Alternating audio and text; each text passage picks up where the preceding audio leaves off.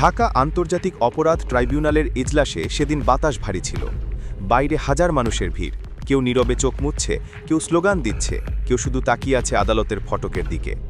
ভেতরে নিস্তব্ধতা এমন যেন সময় থেমে গেছে।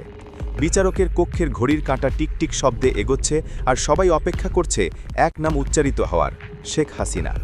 চেয়ারের পেছনে গম্ভীর মুখে বসে আছেন বিচারপতি গোলাম মর্তুজা মজুমদার। তার কণ্ঠের ভারে যেন পুরো ঘর কেঁপে উঠল। আসামি শেখ হাসিনাকে মৃত্যুদণ্ড প্রদান করা হলো। এক সেকেন্ডে নীরবতা, তারপর যেন পৃথিবী ফেটে গেল। বাইরে থেকে আসছে কান্না, মাইকে গর্জন, ভেতরে দাঁড়িয়ে জার্নালিস্টদের ফ্ল্যাশের ঝলকানি। ইতিহাসে এমন দিন আগে কখনো আসেনি।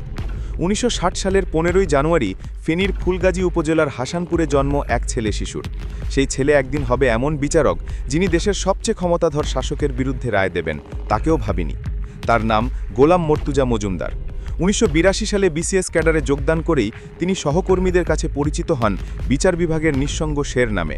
রাজনীতি, প্রভাবশালী নেতা, ফোন কল, কোনো কিছুই তাকে নত করতে পারেনি। তার এজলাসে দাঁড়িয়ে দাপুটে আসামিদের চোখে প্রথমবার ভয় দেখা যেত।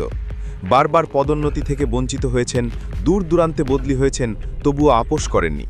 একবার কোনো প্রভাবশালী এমপি ফোনে বলেছিলেন, স্যার একটু সাহায্য দরকার। উত্তর ছিল সংক্ষিপ্ত, আমার কলম আল্লাহ ছাড়া